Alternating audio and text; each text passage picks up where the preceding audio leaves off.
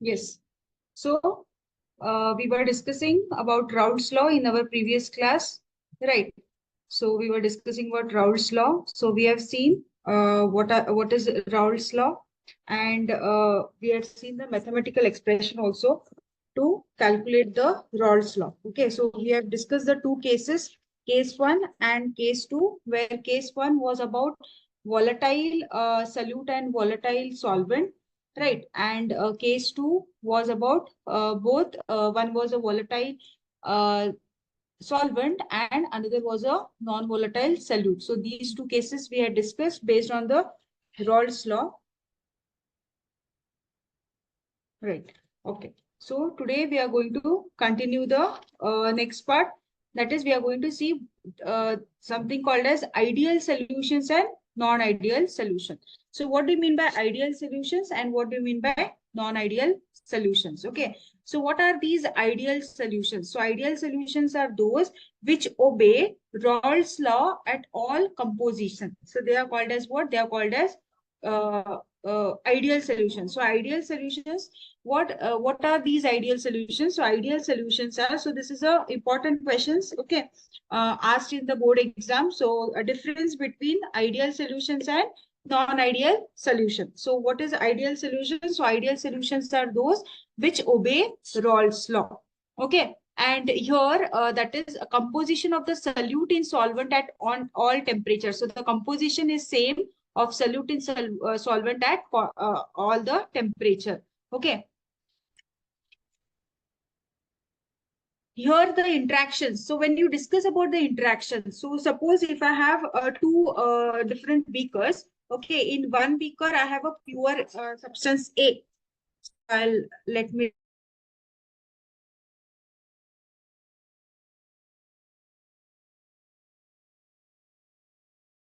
pure A, and in another this I have pure B. Okay, so pure B. So here all the molecules are of B.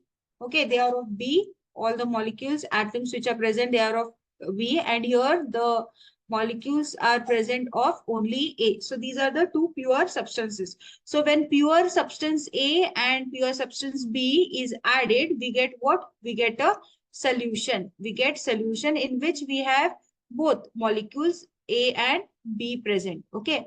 Now, when we are talking about ideal solution, so what is said that the A interaction, okay, so the molecular forces which are present between the two atoms in the pure A, okay, the interaction is same, okay, and the BB interactions in pure B will be equal to AB interactions in the solution. So this is according to Raoult's law.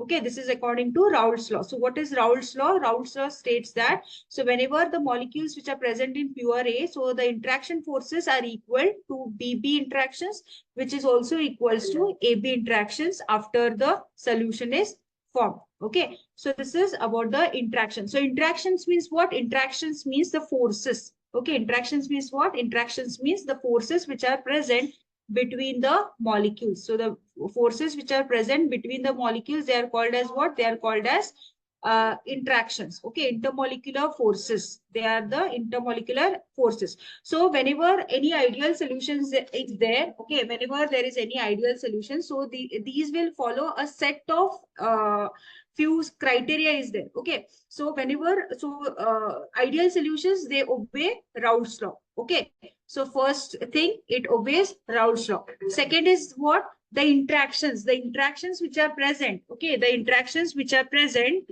between AA interactions and BB interactions is equal to the AB interactions in according to Raoult's law. Okay, then the third important point in ideal solution is that delta V mixing is equal to 0. Means what? Okay, delta V mixing is equal to 0 means what? Delta means what? Change. Okay, delta is nothing but change. So the change in volume after mixing the solute and solvent. So what are these? Pure A, you can take this as solute, and pure B is nothing but your solvent. So the so suppose I take here 20 ml of pure solute and I take 20 ml of pure solvent. Okay. Then what is happening after mixing? Okay, after mixing, what you will get? The total volume of solution will be what? It will be 40. So while adding, what is the volume? It is 40, and after adding it is 40. So the delta V, that is volume of mixing after mixing the solute and solvent, is also equal. It is any is there any increase or decrease? No, right? There is no increase nor there is decrease, so it is 0. So always so the third criteria is that delta V mix is equal to 0. Okay, delta V mix will be equal to 0. So this is about your Raoult's law. So the third point. Next is what? Next is delta H mix is equals to 0. Okay, means what? The heat absorbed will be equal to heat evolved. So there won't be any additional heat required. Okay, there won't be any additional heat required. So you can see here, for ideal solutions, delta H mixing will be equal to 0. That is, no heat should be absorbed or evolved during the mixing. So whenever, so for pure solution, so suppose, okay, now when we are means what? So when you are considering about delta H mix, that is change in enthalpy. So this is change in enthalpy. So heat absorbed, okay, heat absorbed will be equal to heat evolved. Heat absorbed will be equal to what? Heat evolved. Okay, means no additional heat is given to the solution. Okay, this is now suppose these are two. Okay, your the A interactions are there. So this is a pure component A and this is a pure component B. So your BB interactions will be formed. Okay. So when you add A and B, you will get what? AB type of interaction. So this is about solution. Okay. Now solute A. So here for the formation, there will be heat will be required. Okay. Heat will be required. Suppose I require 20 joules. Okay. 20 joules of heat is required. For pure B also, what is required? Heat is required. Okay. Now here also 20 joules is given. Okay. Now here, when the interactions are formed, that is AB interactions are formed, what will happen when AB is here? AA interaction. So the bond is required. The heat is required to form the bond between AA, same molecules, right? Same way with respect to B also. So here the heat is required to formation of the bond, right? Now when this AB bonds are forming, what is happening? These interactions, AA bond, what will happen between the AA, yes, whatever the bond is formed, it has to be broken so that the new bond is formed between A and B. So what is happening here? So the heat will be released. Okay, heat will be released. So how much heat will be released? Heat released will be 40 joules, right? Because from AA interactions and BB interactions, when the bond is broken to form the new interaction AB, so the heat release will be 40 joules. So what you can see, that heat absorbed is how much here? 40 joules totally between AA and BB, and heat released will be how much? 40 joules. So here also the change in enthalpy is 0, right? The change in enthalpy is 0. So whenever we are discussing about ideal solutions, so ideal solutions, they obey Raoult's law. Okay. The AA interactions is equal to BB interaction is equal to AB interactions. Okay. And delta H mix. Okay, the change in enthalpy will be equal to 0. So no external heat is required. Okay, during the mixing. Then the next point is delta V mix. Okay, that is a change in volume. Okay, after mixing is also equal to 0. So these are the conditions for the ideal solution. Is it clear? Yes. So what are the examples? So some of the examples of ideal solutions. So you have to remember this. It is asked during exam.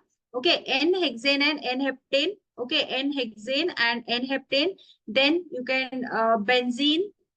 Okay, benzene and toluene. So what are the, yes, now one more thing. What are the criteria? Okay, what is the criteria for the solutions to be ideal? Okay, the first is that between the molecules, okay, they should have nearly same molar mass. Now between this benzene and toluene, the molar mass, okay, or the size should be approximately same. Okay, approximately same. So this is the criteria. Then second criteria is that they should be having same polar nature. Okay, either both the molecules should be polar in nature or they should be non-polar in nature. Okay, so these are the necessary conditions. Okay, these are the necessary conditions. Is it clear till here? Yes.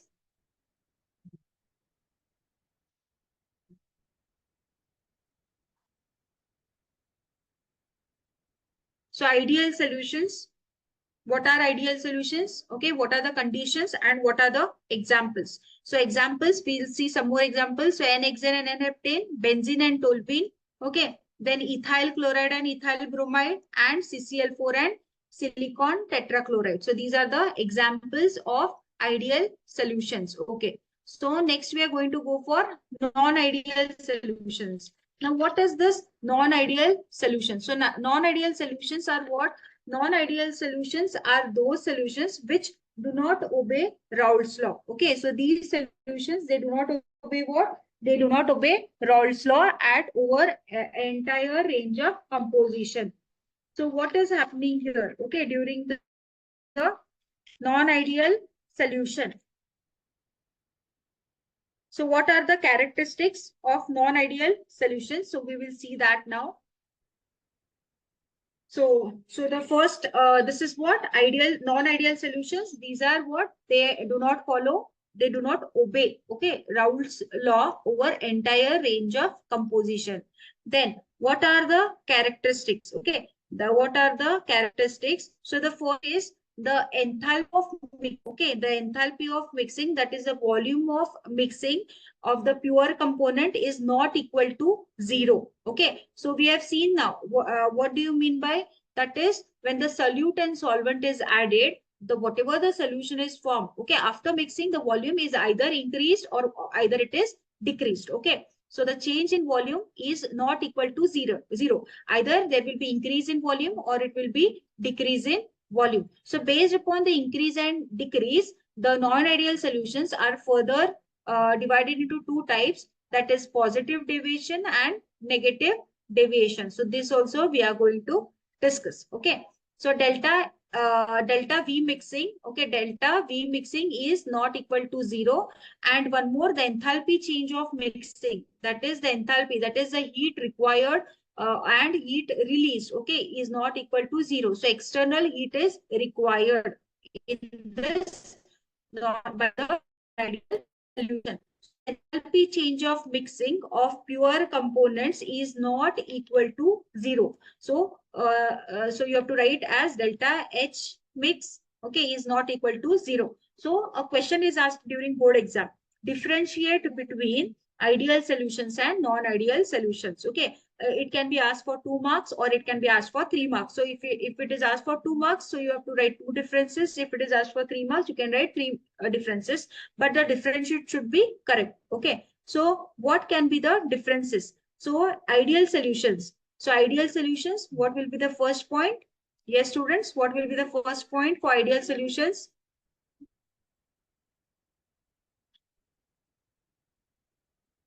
You can unmute yourself and you can answer. No problem. So what is the difference? First difference between ideal and non-ideal? Ideal solutions obey Raoult's law. And It does non-ideal? not obey Raoult's law. Yes. Okay, so this is the first point. Second point? No heat should be observed or evolved during mixing in ideal solution. No, what you can write is delta H mix is equal to 0 here. And here you can write delta H mix is not equal to 0. Okay, so that is the enthalpy change of mixing of pure component is not equal, is equal to 0. And here delta, the enthalpy change of mixing of pure component is not equal to 0. So this can be the second point. Similarly, third point is what? Here the volume of mixing, okay, the change in volume of mixing is equal to 0. So that is delta V mix is equal to 0. And here delta V mix is not equal to 0. Okay, so the volume change of mixing of pure component is not equal to 0 in this non-ideal solution. Then the fourth point can be interaction. A interaction is equal to interactions is equal to AB interactions. In this, it is A interactions is AA interactions, BB interactions is not equal to AB interaction. Okay. So these are the major differences. So depending upon this, so now the ideal solutions, as we have discussed, it is further divided into two types, that is positive deviations and negative deviations. So non-ideal solutions which is showing positive deviation means what? The values are a bit higher. Okay, when it has the value bit higher, then it will show positive deviation. When it will have the values means the after mixing or after this, if the volume is a bit less, okay, so then it is negative deviation. So what are the examples of negative deviation? Non-ideal solutions. Okay, what are the so in this again we'll study with respect to this only, positive deviation and negative deviation only. We'll study the examples. Okay, so here what will happen when you have a positive deviation? So this is an example of positive deviation. You can see this, the graph. You can see how the values are greater, right? So here you can see the value vapor pressure of the solution is greater than the okay, your so this is your Raoult's law. So this is according to Raoult's law, the green line indicates this is what the values are a bit greater. Okay, so the vapor pressure is bit greater, so this is indicating your positive deviation. So PA is greater than your psi A and PB is greater than your psi B. Okay, then what will happen after mixing? That is the delta H mix. Okay, will be greater than 0. So mixing of pure component is your endothermic process. What it is? It is a endothermic process. Okay, about positive deviation. Then delta V mix. Okay, the change in mixing of volume is greater than 0. Okay, it is greater than 0. Then what about the interactions? In such solution, okay, in such positive deviation solution, the intermolecular interactions between the molecules, okay, are weaker. Here they are weaker than those between the molecules of pure components. So A interactions and BB interactions are a bit weaker. Okay, that is your AB interactions. It is bit weaker than your AA and BB interactions. So this is the criteria. So the molecules, what they'll do, the tendency of the molecules from the solution into the vapor phase. So whatever the molecules are there, they have the tendency to go into the vapor phase. It increases. Okay, and thus it results into what? It results into a positive deviation. So the molecules present in the solution, they have the tendency to convert into vapors, and thus they form a positive deviation. So what are the examples? The examples of positive deviations are N-hexane plus ethanol. Okay, N-hexane plus ethanol. Then ethanol plus water. Okay, please write it down. Very important. So it is asked during example. So it can be asked during CET like that. Okay, N-hexane plus ethanol is an example of what type of deviation. Okay, ideal solutions, positive deviation, negative deviation, or none of the above. Like this, anything can be asked. So like this, so you have to remember the examples. So acetone plus carbon dioxide, carbon disulfide. So these are the examples of what? These are the examples of positive deviation. Okay, chloroform CHCl3 plus CCl4. Then acetone plus benzene. Okay, so these are some of the examples of what? These are the examples of positive deviation. Is it clear? Positive deviation.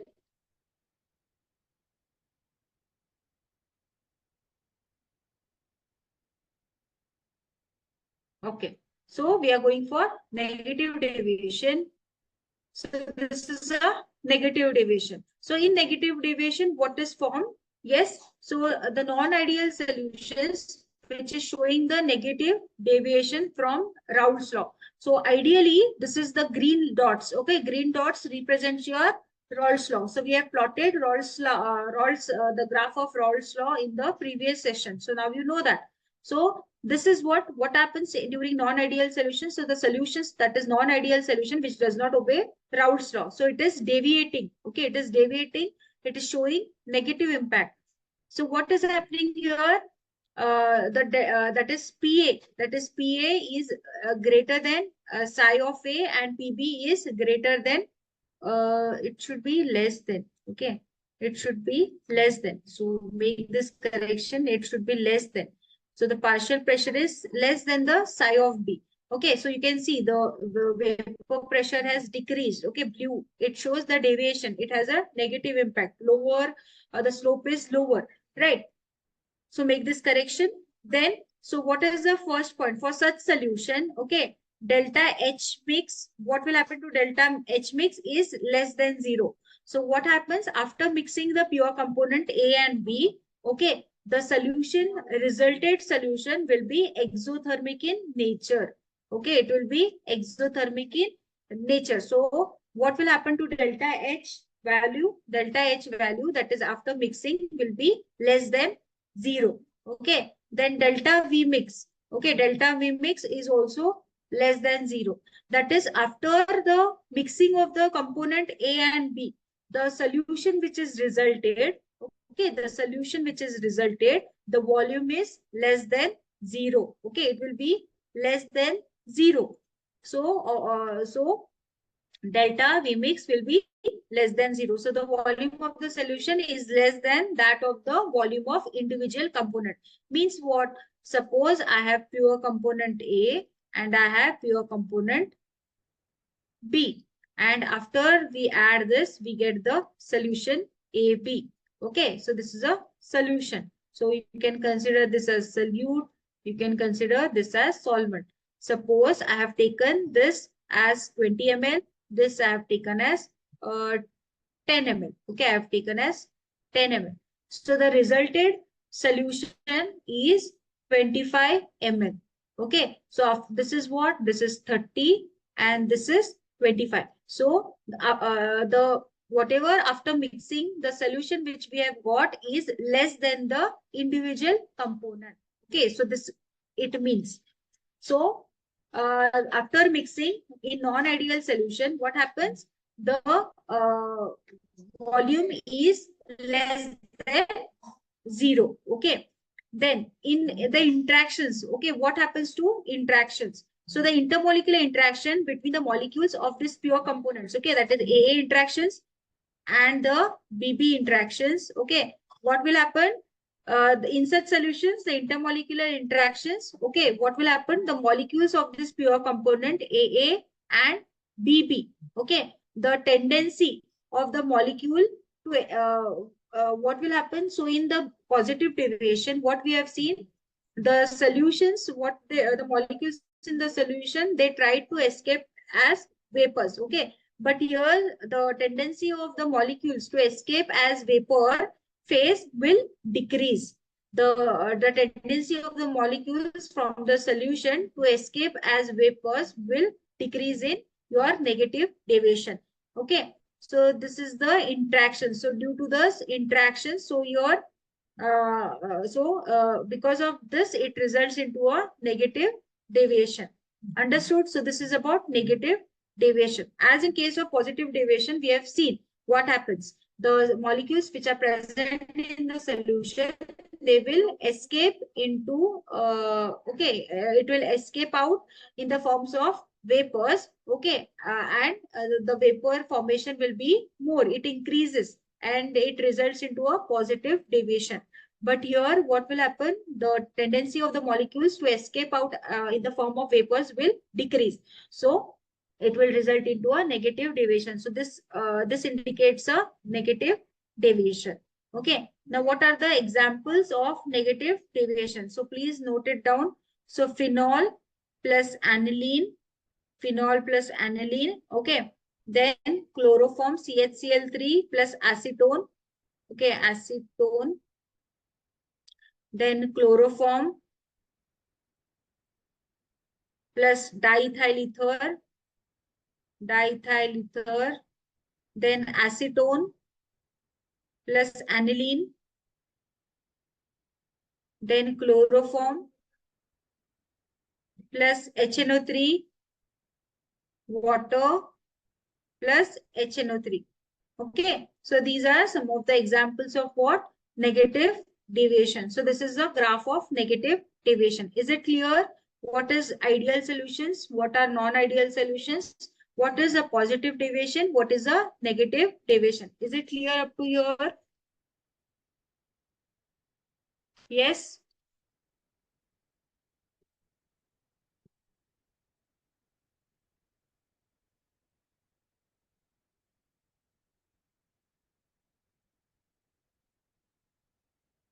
Okay.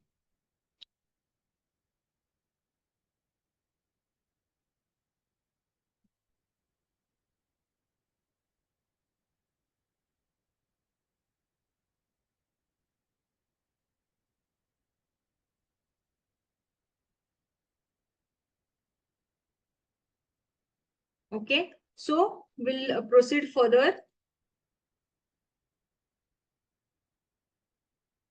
So next is azeotrophs. Next is what? Azeotrophs. Now, what do you mean by this azeotrophs? So azeotrophs, it is a liquid mixture, okay, and it boils at a constant boiling point. So it has a constant boiling point. So it is a liquid. So you can note it down. What are azeotrophs? Azeotrophs are a liquid mixture, okay, and these liquid mixture, they boil at a constant temperature, okay. So such a liquids, they are called as what? They are called as azeotrophs. So what are azeotrophs? So azeotrophs, they are called as a liquid mixtures which have constant boiling, okay, or they are called as constant boiling liquid mixtures. Okay, so the mixture, liquid mixture which boils at a constant boiling point. Okay, so they are called as azeotrophs. Fine.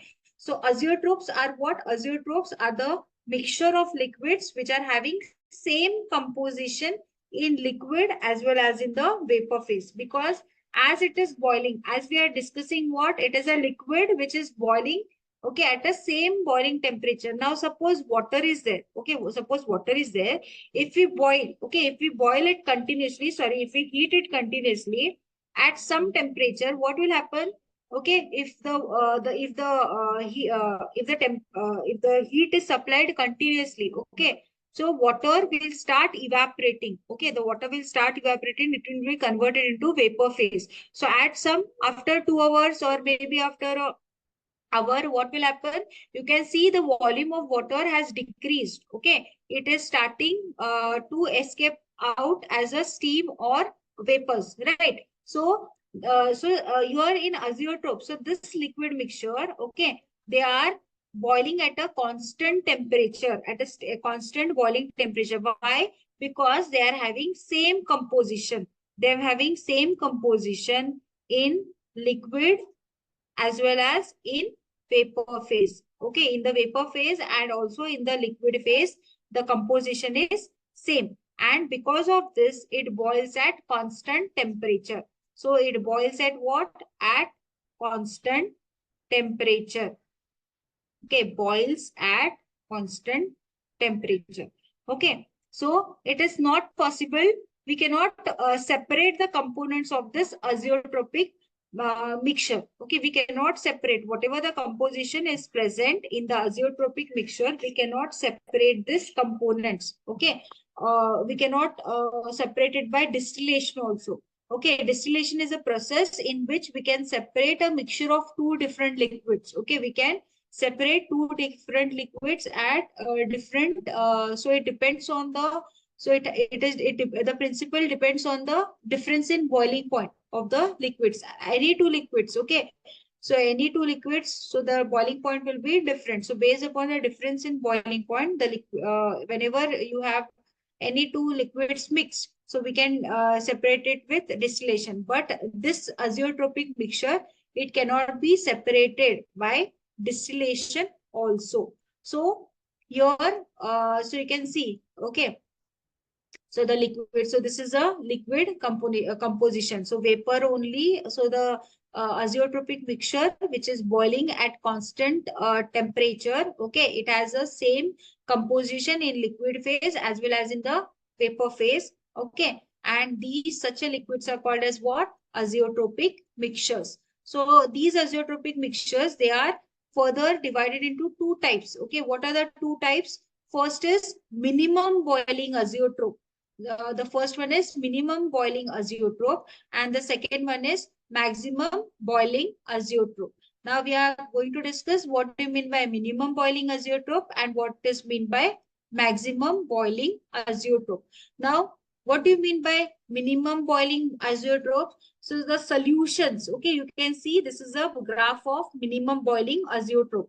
So the solutions which shows large positive deviation from Rawls law. So you can see the deviation is large. Okay, you can see the positive deviation, right? So what is happening here? These minimum boiling solution, they show positive deviation from Raoult's law, and thus they form minimum boiling azeotrope at a specific temperature. So at this temperature, you can see at a specific temperature, okay, what is happening? So this is a temperature. So this is a temperature. Okay, so at a specific temperature, what is happening? This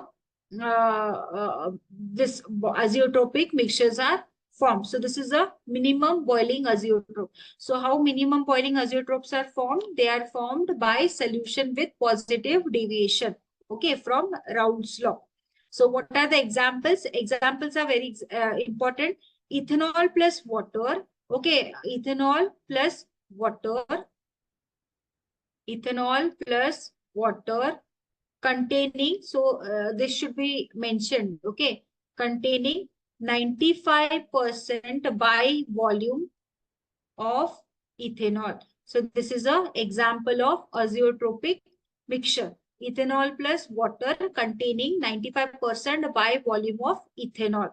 So this is what? Minimum boiling azeotrope. Okay. Now what are maximum boiling azeotrope? Yes. What do you mean by maximum boiling azeotrope? What will be maximum boiling trope? Yes. So the solutions which shows large negative deviation, okay, from Raoult's law, they are called as maximum boiling azeotropes at a particular composition. Now, what is the example for maximum boiling azeotrope? There are two examples, so you can note it down. Water plus HCl, water plus HCl, that is hydrochloric acid, containing 20.2% HCl by mass. Okay, and one more example, water plus HNO3. Okay, water plus nitric acid, water plus nitric acid containing 68% nitric acid by mass. Okay, so these are the two examples. Understood what are azeotropes and what are the types of azeotropes? Yes, ma'am. Okay. Others?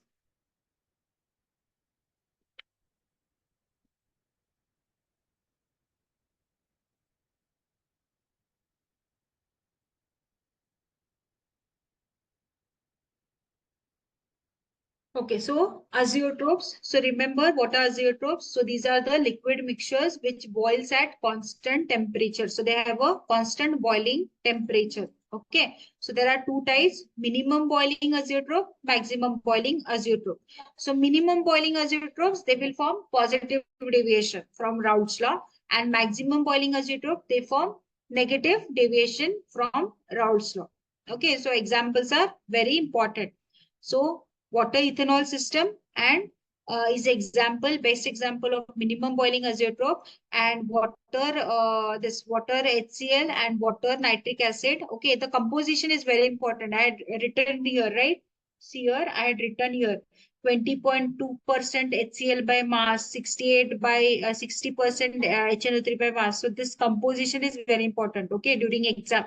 So if you do not write this complete example, the marks will be deducted. So you have to write the complete ethanol plus water containing 95% by volume of ethanol. Okay, like this, the complete this composition should be written, because what is important in azeotropes? The composition is important, right? Because the composition is same at a liquid state as well as in the vapor state. So because of that, the composition should be written correctly. Okay, so these are the two types of what azeotropes. So next we are going to discuss about the colligative properties. Okay, so the next important thing, okay, in the solutions chapter are the colligative properties. Now, what do you mean by colligative properties? Okay, so uh, whenever you have some non-volatile, the dilute solutions, okay, whenever you have some dilute solutions of non-volatile solute. Now, you know what is volatile, what is non-volatile. Non-volatile means what?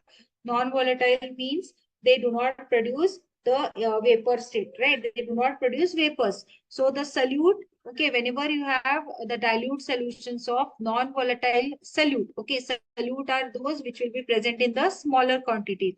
So these solutes, they will show what? They will show some specific characteristics. Okay, they will show some specific or certain characteristic properties. Okay.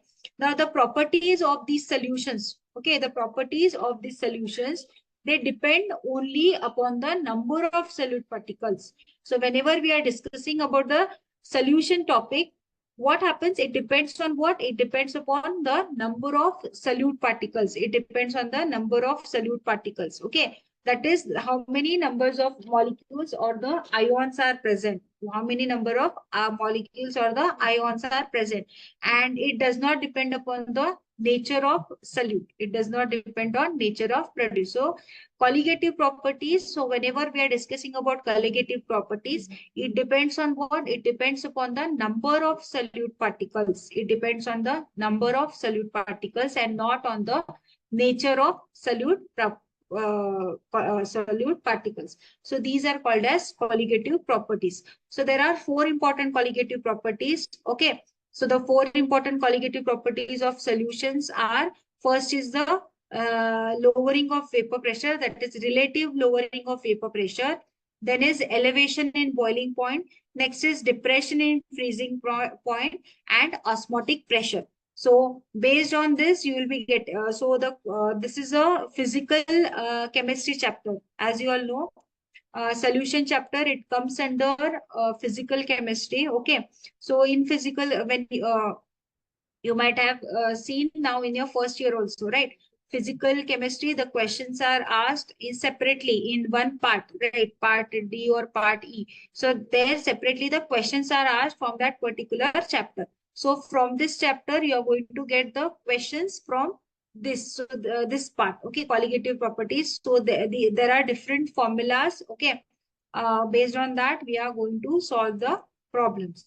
So first we'll see what is lowering or these four properties. So colligative properties, they depend on what? They depend upon the number of solute particles and they does not depend on nature of solute particles. Okay. So the four important properties: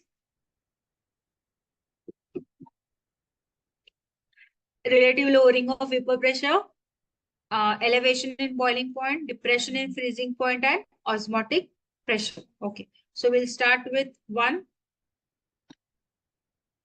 So first we'll see the relative lowering of vapor pressure. First is what? Relative lowering of vapor pressure. So whenever you have a non-volatile, so this condition we have seen, where we have seen this condition, relative lowering of vapor pressure, when we are discussing the Raoult's law. In Raoult's law case 2, yes, in Raoult's law case 2, we have discussed about relative lowering of vapor pressure. So I'll not go much into detail, okay.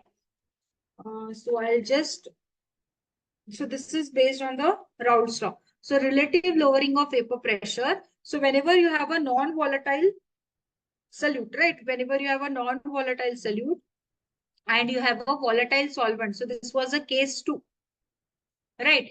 So whenever you have a non-volatile solute and you add this non-volatile solute to a volatile solvent, what will happen? the vapor pressure will get lowered. That you know now, right? Or I should tell you. See here, I had discussed this. So only once I'll tell you. So when if you have a solute, okay, now this is a solute. So these are the,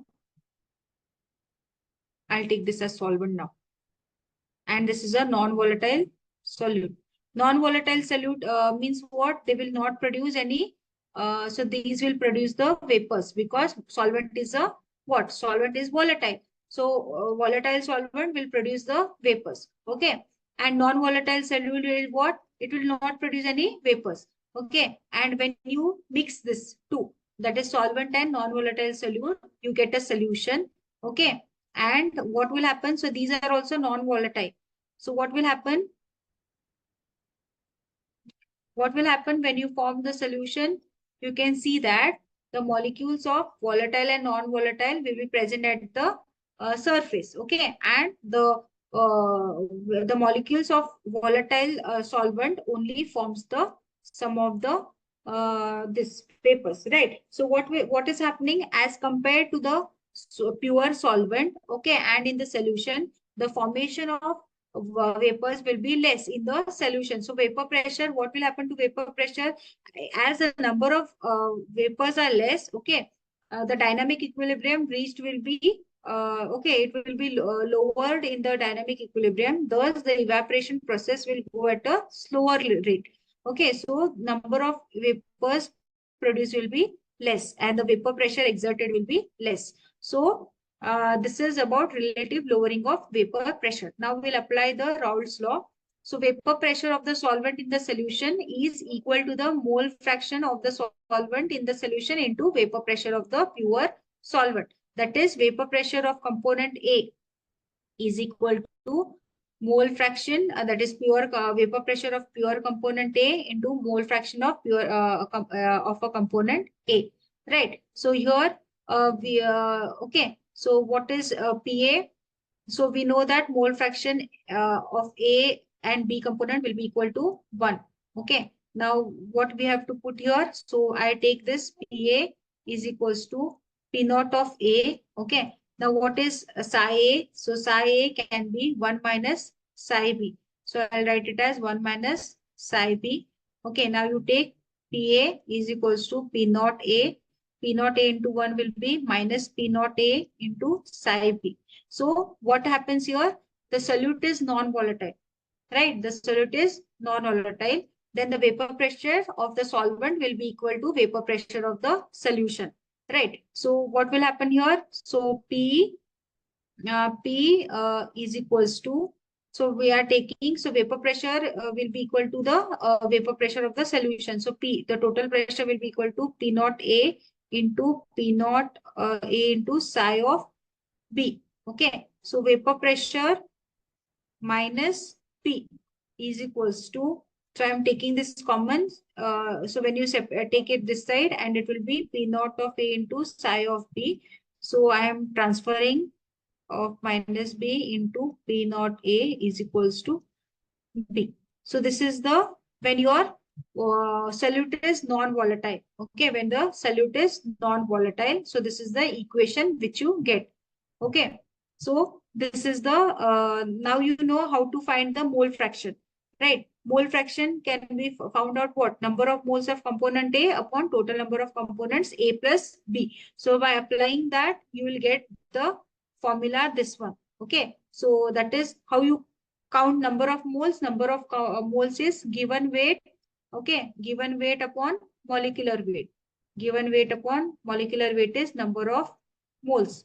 Okay, so number of moles, so given weight can be written as W and molecular weight is written as M. So we are having psi A and psi B. So how we'll write? So W A, okay, W B, okay, because solute will be in the topper.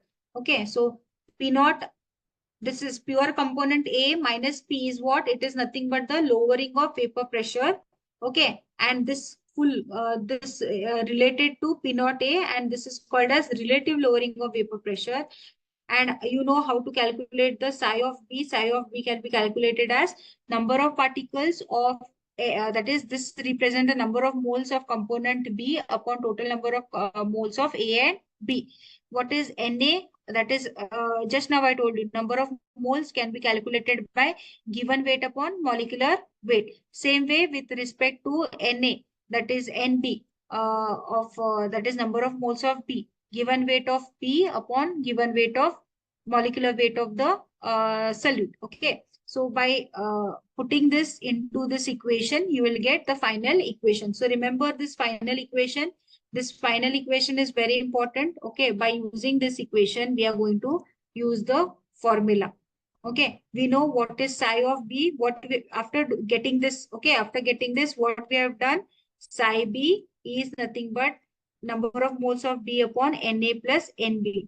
So after that, we have put this values. Okay. NB is what? NB is WB upon MB. Okay. Na is what? Na is this what?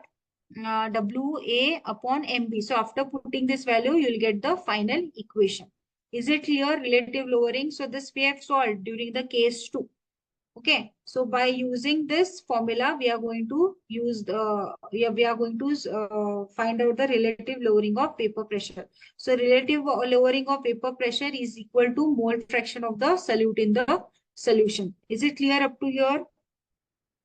Yes, relative lowering of vapor pressure. So when we'll be solving the problems, you will come to know. So these formulas are very important. Okay, you have to remember this formula so that when we are solving the formulas, you will come to know the exact what we are going to do.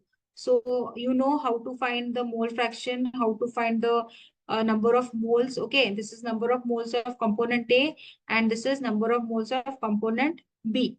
Okay, component A is your solvent, component B is your solute. Okay, so by using this, we are going to use this final equation of relative lowering of vapor pressure. Okay, going for next. Next is elevation in boiling point. Next is what? Elevation in boiling point. Okay.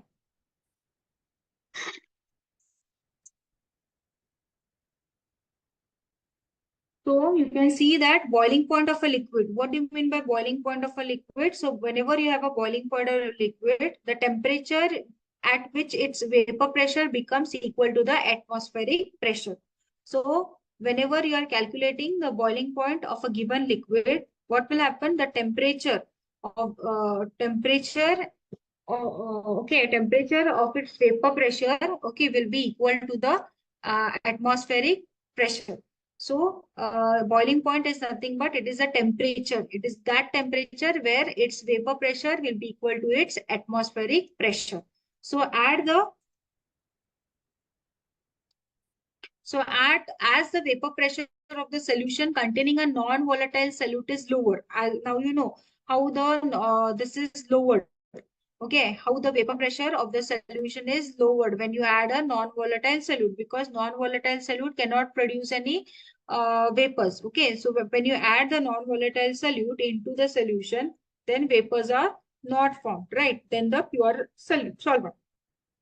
What will happen? The boiling point will be higher than that of a pure solvent. So when you add the the non okay, when you add a non-volatile solute, okay, when you add a non-volatile solute into the volatile solvent, okay, into the volatile solvent, so what will happen? There will be increase in the boiling point. So the boiling point of this solution will be higher. So this increase in boiling point is nothing but it is called as elevation in boiling point.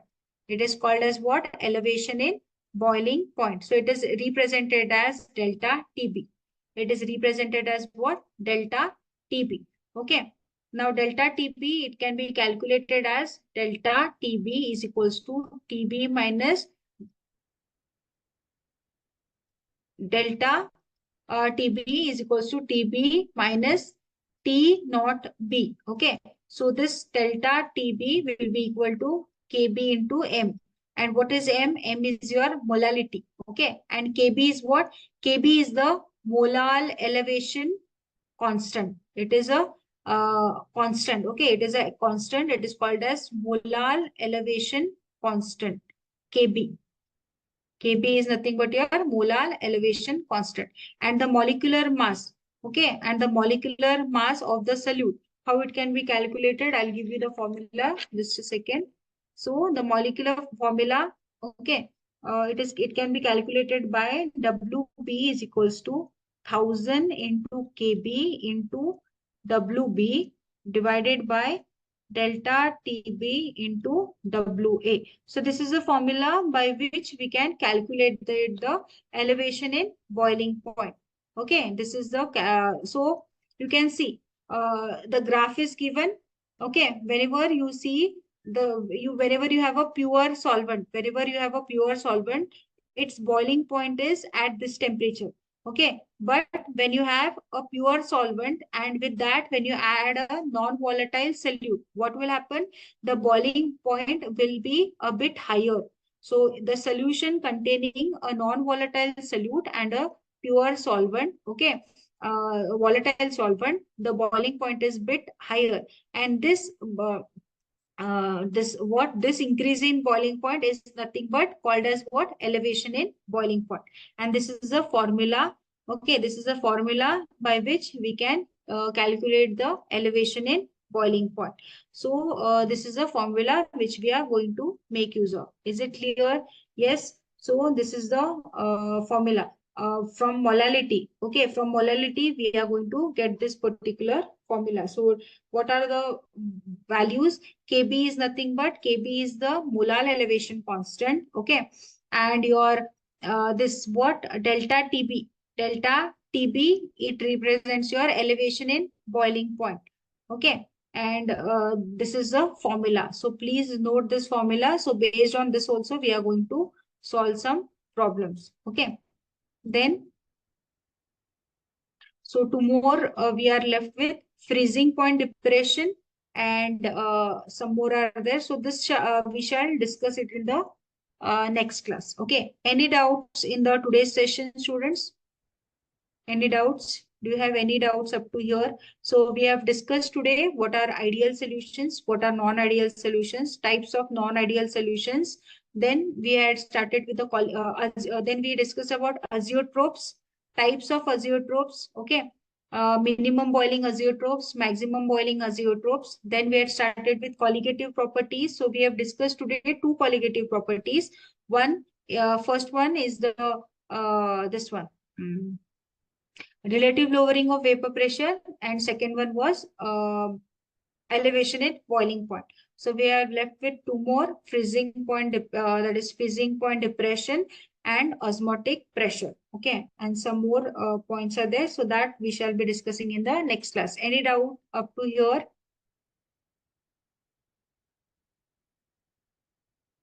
Yes, any doubts in today's session?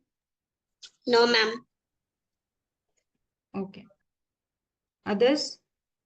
So this part, okay, colligative properties, these four important colligative properties. So this from this this will be asked. Okay, problems will be asked. So these problems are very important. So this after completing the chapter, we will see the problems. Okay, fine. So if there are no doubts, so I shall end the session here. Okay, so we will be meeting in the next class on Monday. Okay, so thank you, dear students. I hope you have understood whatever has been told.